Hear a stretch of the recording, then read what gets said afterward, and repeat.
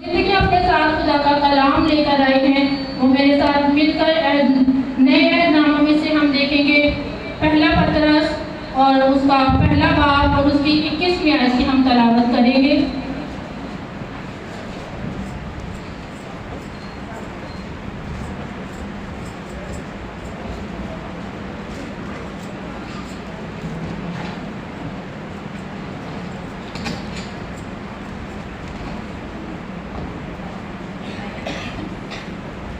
मेरे अजीजों, हमने कलाम मुक़द्दस में से हवाला देखा है पहला पतरस उसका पहला बाब और उसकी 21वीं आयत की तलावत करेंगे।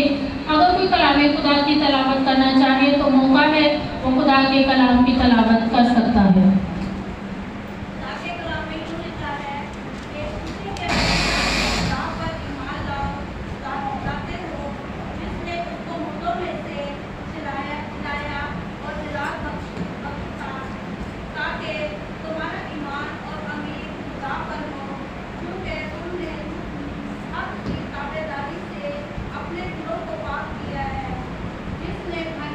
बस शुक्रिया, एक ही आयत पढ़नी है। खुदा का पाक कलाम पढ़े और सुने जाने पर खुदावंद की बरकत, खुदावंद का शुक्र हो, आमीन। मेरे अजीजों, हमने कलाम मुक़द्दस में से तलावत की है पहला पतरस उसका पहला बाब और उसकी 21वीं आयत में यूँ लिखा है कि उसके वसीला से खुदा पर ईमान लाए हो और जिसने उसको मुर्दों में से जलाया, ताकि तुम्हारा ईमान उम्मीद खुदा पर हो।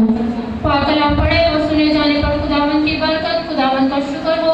हम शुक्र करते हैं बहन के लिए, बहन ने इस कलाम की तलावत को हमारे लिए किया और बहुत सी जिंदगी में इस तलावत को सुना। और मेरे अजीजों, कलाम मुक़द्दस में यूँ लिखा है कि उसके वसीला से खुदा पर ईमान लाए हो। मेरे अजीजों, आज का जो मेरा टॉपिक है वो है खुदा का जलाल। आज हम खुदा के जलाल के बारे में सीखेंगे। हम देखेंगे कि यीशु किस तरह बाप के जलाल में दाखिल हुआ। तो मेरे अजीजों, मसीह के जी उठने से पुरुम्मीद वाज़िह हुई। जब यीशु मसीह ने मेरे और आपके लिए मार खाई, यीशु मसीह के मर जाने के बाद जब यीशु तीसरे दिन किताब मुक़द्दस के मुताबिक जी उठा, तो उसके जी उठने से ईमान और उम्मीद क्या हुई? वाज़िह हुई। ईमान में पोशीदगी आई और उम्मीद पैदा हुई कि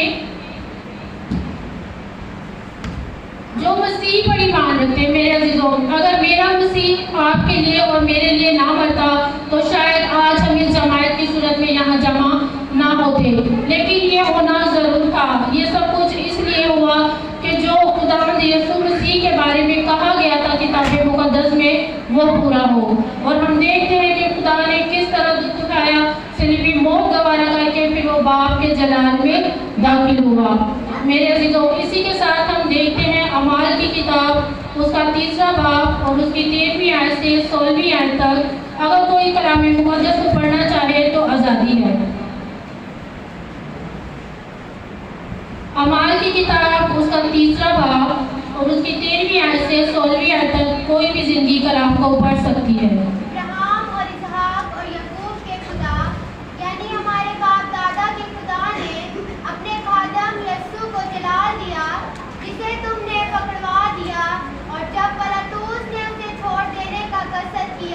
तो तुमने उसके सामने उसका इनकार किया।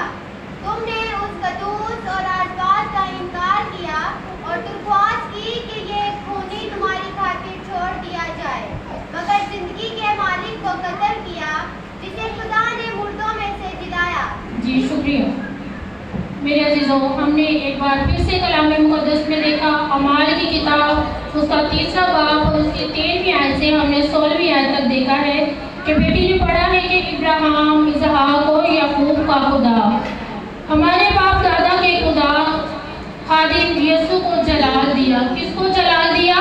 यीशु को जलाल दिया, जिसे तुमने पकड़वा भी दिया। जब पिलातुस ने उसे छोड़ देने का कष्ट किया तो तुमने उसके सामने उस रास्तबाज का क्या किया? इनकार किया। और एक और खूनी तुम्हारी खातिर छोड़ा जाए, बल्कि खुदा की बेरहम कौम ने अपने बादशाह का इनकार किया कि उन्होंने कहा कि हमारे लिए उस खूनी को छोड़ा जाए, उस बराबा को छोड़ा जाए, बल्कि इस रास्तबाज को क्या किया जाए? सलीब दी जाए। क्या किया अजीजों, खुदा ने उसे मुर्दों में से जलाया, ये होना जरूर था मेरे अजीजों। अगर खुदा मेरे और आपके लिए कुर्बान ना होता तो फिर खुदा बाप के जलाल में ना जाता और आज मैं और आप हम फजल वाले तख्त के पास ना आते, क्योंकि फजल वाले तख्त के पास और जलाल वाले तख्त के पास आने से फजल और रहम जारी हो जाता है। हालेलुया। हम खुदा के जिंदा गवाह है कि खुदा ने हमारी खातिर क्या की, सलीब उठाई और फिर हमारी खातिर वो क्या हुआ, कुर्बान हुआ और खुदा अपने बाप के जलाल में दाखिल हुआ। और इसी के नाम से, उसके ईमान से, जो उस पर ईमान लाते हैं, हम जो यीशु पर ईमान लाते हैं, हम क्या होते हैं, फिर खुदा हमें क्या करता है, हर तरह की मुश्किल, परेशानी, बीमारी से हमें क्या करता है, शिफा बख्शता है, अगर हमारी जिंदगी में क्या है, ईमान है। तो मेरे अजीज़े, अगर हम देखते हैं कि बेशक उसी के ईमान से, जो उसके वसीला से है, कामिल तंदुरुस्ती, कौन सी तंदुरुस्ती खुदा ने हमें दी, यीशु ने। मेरे अजीजों, आप अपनी बीमारियों को ना देखें, हमारी बीमारियों को मिटाने वाला और हमारी बीमारियों से हमें छुटकारा देने वाला मेरा और आपका जिंदा खुदा है, जिसने हमें कामिल तंदुरुस्ती दी। इस मौत के कलवरी के सफर से गुजर कर और फिर उसने तीसरे दिन मौत और कब्र पर फतह पाकर हमें क्या दी, कामिल तंदुरुस्ती दी। मेरे अजीजों, इस हवाले में हमें मिलता है कि मसीह यीशु के जी उठने से बीमारों को क्या मिली, शिफा मिली। हम गीत गाते हैं ना कि तेरे मार खाने से हमने क्या पाई, शिफा पाई। यीशु के मार खाने से मैंने और आपने शिफा पाई। मेरे अजीजों, जी उठने से बीमारों को क्या मिली, शिफा मिली और कामिल तंदुरुस्ती मिली। जलाल का बादशाह, आगे वर्ष है जलाल का बादशाह। जलाल का बादशाह कौन है, हमारा बादशाहों का बादशाह यीशु मसीह है, जो जलाल का बादशाह है। हम अपने जलाल के बादशाह के लिए जोरदार तालियां बजाएंगे। और जलाल के लायक खुदा है, वो तारीफ और तमजीद के लायक खुदा है। मेरे अजीजों, यीशु मसीह जलाल का बादशाह है और अपने जलाल से मौजज़ात करता है और करने की कुदरत रखता है। हालेलुया। इसी के साथ हम एक हवाला और देखेंगे, रोमियो उसका 6 बाब और उसकी 14वीं आयत में लिखा है, बस मौत में शामिल होने के बपतिस्मा के वसीला से हम उसके साथ दफन हुए, ताकि जिस तरह मसीह बाप के जलाल के वसीला से मुर्दों में जलाया गया और इसी तरह हम भी नई जिंदगी में चले। पाक कलाम पढ़े और सुने पर खुदा की बरकत हो। मेरे अजीजों, रोमियो में लिखा है कि खुदा फरमाता है कि बस मौत में शामिल होने के सबब से हम कब मौत में शामिल होते हैं। मेरे अजीजों, जब मैं और आप हम पानी का बपतिस्मा लेते हैं तो फिर हम मसीह की मौत में क्या होते हैं, शामिल होते हैं।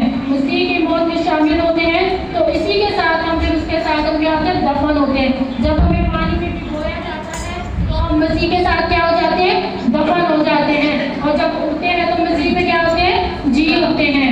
और इसी तरह बाप के जलाल के वसीला से वो मुर्दों में जलाया गया। और मेरे अजीजों, यीशु मसीह के जिंदा होने से एक नई जिंदगी का क्या हुआ, आगाज हुआ। जो ताइब होते हुए और बपतिस्मा लेते हैं, फिर वो नई जिंदगी में कामिल पाकीज़गी के साथ चलते हैं। यानी जो यीशु पर ईमान लाते हैं, फिर खुदा के बेटे पर ईमान लाने के सबब से वो अपने गुनाहों से क्या करते हैं, तौबा करते हैं, बपतिस्मा लेते हैं, तो फिर वो क्या करते हैं, फिर एक नई जिंदगी बल्कि कामिल पाकीज़गी जिंदगी के साथ चलते हुए ईमान और उम्मीद खुदा पर रखते हों। हमें भी इसी तरह अपने खुदा पर क्या रखनी है, कामिल उम्मीद रखनी है और अपने खुदा पर ईमान रखना है, ताकि हम खुदा के जलाल में दाखिल हों। मेरे अजीजों, यहाँ पर हम देखते हैं पुराने अहदनामा में से कौम बनी इस्राएल के बारे में। हम वहाँ पर भी देखते हैं कि जब कोई सीना पर, तब वो खुदा के जलाल के आगे खड़े नहीं हो सकते थे, क्योंकि खुदा का जलाल इस कदर होता था कि कौम बनी इस्राएल खुदा के आगे थर-थर कांपते और डरते थे। और वो मूसा से कहा करते थे कि ए मूसा, तू ही खुदा से बात कर लिया कर। मेरे अजीजों, हम देखते हैं कि जब कौम बनी इस्राएल को खुदा मिस्र की गुलामी से छुड़ा कर लाया, तो फिरौन और उसके रथ उसके पीछे उसकी कौम का क्या किया, पीछा किया। तो जब वो उनके पीछे अपने रथों समेत आए, तो कौम बनी इस्राएल ने जब उन्हें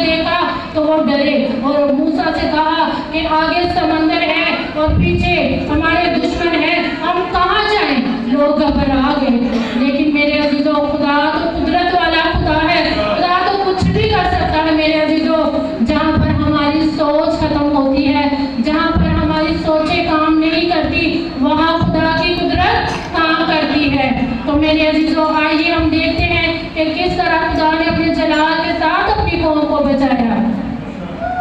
मेरे अजीजों, जब पीछे फिरौन थे, आगे समंदर था, तो मूसा वहां खड़ा था और लोग उससे तानाज़नी करने लगे, बातें करने लगे कि मूसा हम क्या करें, हम कहाँ जाएं, पानी में हम डूब जाएंगे। तो मेरे अजीजों, जब खुदा ने अपने जलाल को जाहिर किया तो खुदा ने मूसा से कहा कि लाठी को बढ़ा और समंदर पर मार। तो समंदर क्या हो गया? दो हिस्से हो गया। उन्हें बीच में से क्या मिला? रास्ता खुदा ने बना के दिया। Hallelujah, hallelujah.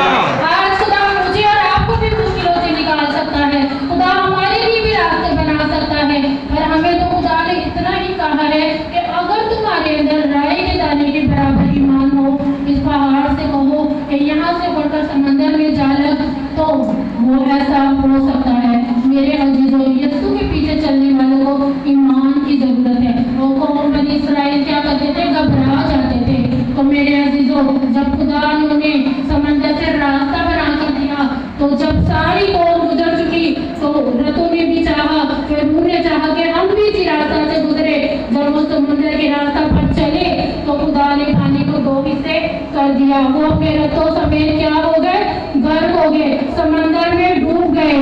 और जब ऐसा हुआ तो फिर कौम इस्राएल ने खुदा के लिए एक गीत गाया, और उस गीत में मरियम नबिया ने अपने हाथ में दफ लेकर खुदा की हमदो सना करते हुए कहा कि जलाल का बादशाह क्या हुआ? फतहमंद हुआ। Hallelujah, hallelujah. जलाल का बादशाह क्या हुआ? और खुदा ने उनके दुश्मनों को समंदर में डाल दिया। मेरे अजीजों, बाइबल मुकद्दस बयान करती है, ये सारी बातें खरूज की किताब में हमें मिलती हैं। अगर हम खरूज उसका 40वां भाग और उसकी 34 वर्ष को देखें तो वहाँ पर लिखा है कि अबर छा गया और मस्कन खुदा के जलाल से मामूर हो गया। और इस कदर खुदा का जलाल था कि मूसा दाखिल ना हो पाया। मेरे अजीजों, आज तो फजल का दौर है, हम खुदा के जलाल के तख्त के पास हैं और जलाल का बादशाह हमारे साथ है। हम खुदा की शुक्रगुजारी करते हैं इस बात के लिए कि कौम बनी इस्राएल खुदा के जलाल से थर-थर कांपती थी और खुदा हमें अपने जलाल में दाखिल करता है। हम खुदा का शुक्र करते हैं इस बात के लिए। मेरे अजीजों, यीशु मसीह का मुर्दों में से जी उठना एक अनोखा वाक़या है। ऐसा वाक़या मैंने और आपने कहीं ऐसा नहीं सुना कि कोई पैगंबर या कोई नबी जो है ऐसा वाक़या जो हो गुजरा हो। मेरे अजीजों, अगरचे ऐसे अतीत में भी मुर्दों में से जी उठे। अगर हम देखें अलीशा के बारे में और बहुत से हम पीछे देखें ऐसे अतीत में, तो वहाँ पर हम देखते हैं बहुत से मुर्दे क्या हुए? जी उठे। लेकिन वो खुदा के जलाल में दाखिल ना हुए। उन्होंने वो अज़ली कुर्बानी को कुर्बान ना किया, बल्कि ये सब कुछ करने के लिए यीशु ने अपने प्यारे बेटे को इस दुनिया जहां में भेजा।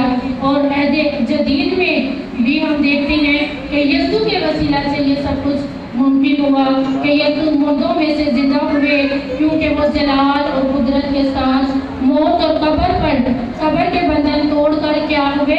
जिंदा हुए। मेरे और आपके यीशु किस तरह मौत और कब्र पर फतह पाई? यीशु ने जलाल और कुदरत के साथ मौत और कब्र के बंधन तोड़कर जिंदा हुए। अगर हम कलाम मुकद्दस पर गौर करें तो भी मेरे अजीजों, अगरचे काहिनों और फरीसियों ने पिलातुस के पास जाकर खास सिक्योरिटी, खास पहरेदारों का क्या किया? इंतजाम किया।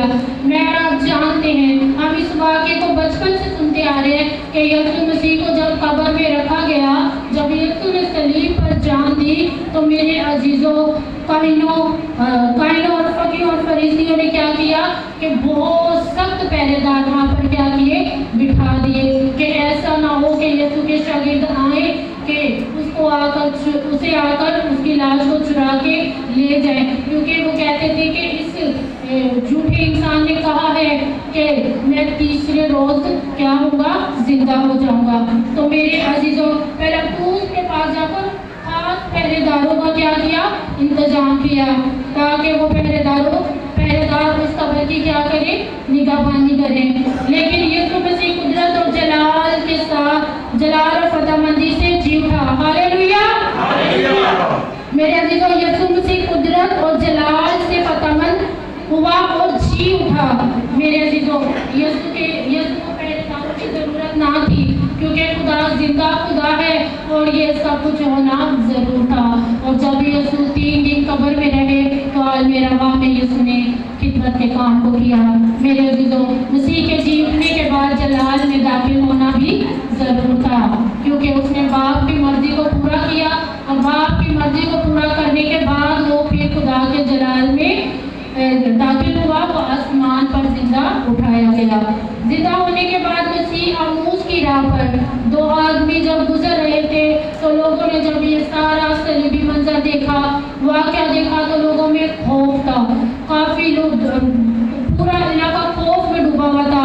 तो जिंदा होने के बाद मसीह अमूस की राह पर 2 आदमियों को बताया कि दिल उठाकर जलाल में दाखिल होना जरूर था। मेरे अजीजों, जब यीशु मसीह ने उन पर अपने आप को जाहिर किया, जब यीशु जिंदा हुए तो यीशु ने अपने आप को अपने शागिर्दों पर जाहिर किया।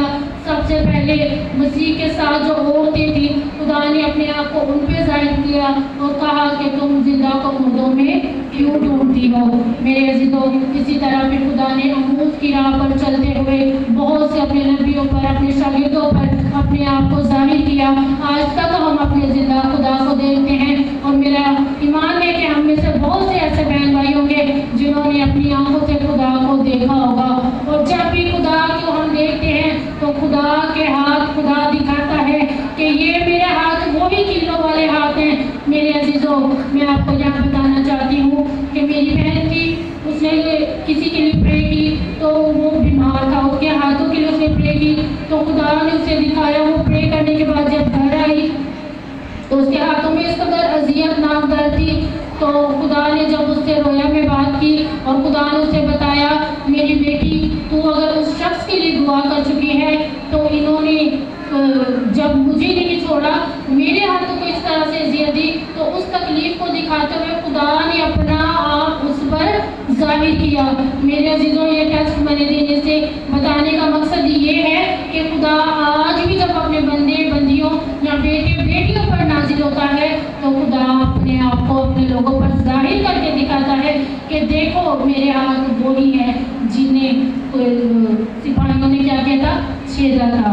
मेरे अजीजों, यीशु मसीह ने बाप की मर्जी को पूरा किया और आज मेरे अजीजों, मुझे और आप पर भी लाजिम है कि हम भी अपने आसमानी बाप की क्या करें, मर्जी को पूरा करें। हम यीशु मसीह के कहने के मुताबिक चले, हम पानी के बपतिस्मा में शामिल होकर हम भी उस जलाल के बादशाह के पास आ जाए, जिसके पास रहम ही रहम है।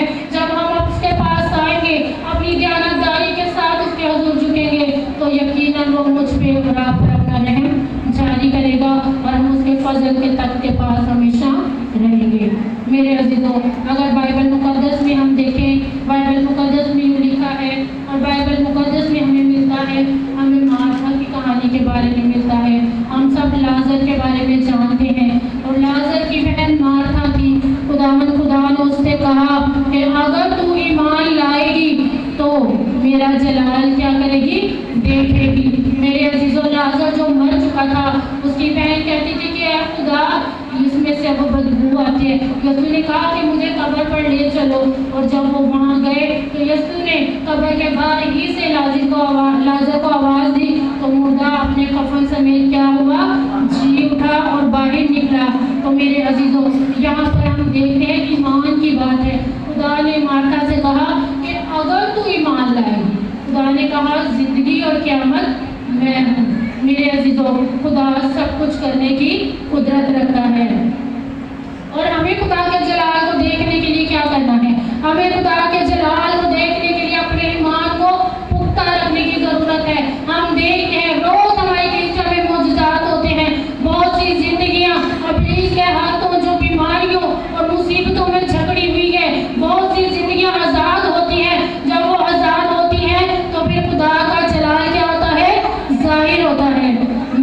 अजीजों, इसी के साथ हम देखते हैं बाइबल मुकद्दस में जो लिखा है यशायाह नबी की किताब और उसका 6 बाब और उसकी 3री आयत में लिखा है कि सारी जमीन खुदा के जलाल से क्या है, मामूर है मेरे अजीजों। और आसमान है जो खुदा का जलाल जाहिर करता है। अगर हम ऊपर निगाह करें तो ऊपर नीला आसमान बगैर सतूनों के खुदा ने खड़ा किया और वो आसमान खुदा का जलाल जाहिर करता है। और अगर हम जमीन पर देखें, जमीन खुदा के पांव की चौकी है और सारी जमीन क्या है, उसके जलाल से मामूर है मेरे अजीजों। और अगर हमारी जिंदगी में गुनाह होगा तो फिर हमारी जिंदगी से जलाल जाहिर नहीं होगा मेरे अजीजों। हमें अपनी जिंदगियों से गुस्से को तर्क करने की जरूरत है ताकि हमारी जिंदगियों से क्या जाहिर हो, जलाल जाहिर हो मेरे अजीजों। रोमियो उसका 3रा बाब और उसकी 23वीं आयत में लिखा है सबने गुनाह किया और खुदा के जलाल से क्या हुए, महरूम हुए। हमें अपनी जिंदगियों से क्या करना है, गुनाह को मिटाना है। गुस्से को अपनी जिंदगी से तर्क करें, बल्कि गुस्सा करें लेकिन गुनाह ना करें मेरे अजीजों। तो जब हम इन बातों को अपनी जिंदगी से निकालेंगे, आज के इस दौर में यीशु मसीह की तालीमात के मुताबिक हमें चलने की ज़रूरत है। और यीशु मसीह की तालीम है कि हम अपने अंदर से गुस्से को और गुनाह को हम जन्म ना देने दें, बल्कि जब हम इन बातों को अपनी जिंदगी से निकालेंगे तो बल्कि क्या होगा, हमारी जिंदगियों से खुदा का नाम इज्जत और जलाल पाएगा। गुनाह खुदा के जलाल से हमें क्या करता है, दूर करता है। मसीह के चश्मदीद गवाह कौन है मेरे अजीजों? पहले चश्मदीद गवाह यीशु मसीह के शागिर्द हैं जो यीशु मसीह की सारी मसलूबियात के उस कलवरी के सफर में यीशु के साथ थे। उन्होंने देखा कि यीशु मसीह ने किस तरह रास्तबाज होते हुए अपने बाप की मर्जी को पूरा किया। तो मेरे अजीजों, दूसरा पत्रस और उसका पहले बाप की 17वीं आयत में हमें मिलता है कि यीशु मसीह के चश्मदीद गवाह कौन है, यीशु के शागिर्द हैं। बल्कि आसमान से ये आवाज आई कि ये मेरा प्यारा बेटा है जिससे मैं खुश हूँ। यीशु मसीह जब रास्तबाजी के काम को पूरा करके ऊपर आए तो कबूतर उनके कंधे पे रूहुल कुद्दस की सूरत में नाजिल हुआ। तो तब आसमान से ये आवाज आई कि ये मेरा प्यारा बेटा है जिससे मैं खुश हूँ मेरे अजीजों। इसी तरह आज मुझे और आप पर लाजिम है कि हम भी यीशु मसीह की मर्जी को पूरा करें ताकि हमारी जिंदगियों से यीशु मसीह को जलाल मिले। हम अपने किरदार और अपनी जुबान से अपने खुदा को जलाल दे सकते हैं। खुदा ने हमें खूबसूरत आवाज़ दे रखी है कि हम खुदा की प्रस्तुत करते हुए हम खुदा के नाम को जलाल देते हैं और हम उसके जलाल के बिना कुछ भी नहीं है। ये उसका रहम है हम पर, ये उसका करम और फजल है कि जो आज हम रूहे ज़मीन पर जिंदा हैं। खुदा हमें रोज़ बरोज़ नया दिन देता है मेरे अजीजों। अभी वक्त है कि हम तौबा करें, अपने खुदा की हज़ूरी में चलें, खुदा के साथ वफादारी दिखाएं और खुदा के साथ साथ चलते हुए खुदा की नेमतों बरकतों को भी हासिल करें और हमेशा खुदा में हम कायम रहें मेरे अजीजों। और इसी तरह हम साजों को बजाकर, क्योंकि मैं और आप हमारे जहन में ये भी होगा हम किस तरह खुदा के नाम को जला दें। हम अपने लबों से खुदा के गीत गाकर प्रस्तुत करके हम खुदा के नाम को जला दे सकते हैं। खुदा के घर के साज हैं, साज बजाने वाले बेटे और बेटियां जब साजों को बजाते हैं तो वो क्या करते हैं, खुदा के नाम को इज्जत और जलाल देते हैं मेरे अजीजों। इसी तरह हमें भी खुदावन के जलाल में आगे बढ़ना है। हमें जलाल में बढ़ते हुए क्या करनी है, तरक्की हासिल करनी है, आगे बढ़ना है, कामयाब होना है ताकि हमारी मसीही जिंदगी क्या हो, फलदार हो मेरे अजीजों। जैसे मसीह ने जिंदगी के खुदा को जलाल दिया, आज हमें भी इसी दुनिया में रहते हुए हम भी अपनी जिंदगियों से अपने खुदा को जलाल दे सकते हैं, अपनी जिंदगियों से खुदा के जलाल को जाहिर कर सकते हैं, उसके जलाल में जिंदगी गुजारें। जैसे बाप जलाल में दाखिल हुआ, हमने अपने बाप यीशु मसीह अपने बाप के जलाल में दाखिल हुआ और मुझे और आपको यीशु मसीह के जलाल में क्या करना है, चलते हुए अपनी जिंदगियों को खुदा के जलाल को जाहिर देना है, जाहिर करना है मेरे अजीजों। और उसके जलाल में हमें जिंदगी गुजारते रहना है। जैसे मसीह खुदावन को आसमान पर चढ़ जाने से सबसे बुलंद नाम और इज्जत और जलाल मिला मेरे अजीजों। मेरे और आपके यीशु मसीह ने जब सारा सलीबी काम, निजात का काम पूरा किया, मुकम्मल किया, तो फिर वो कहाँ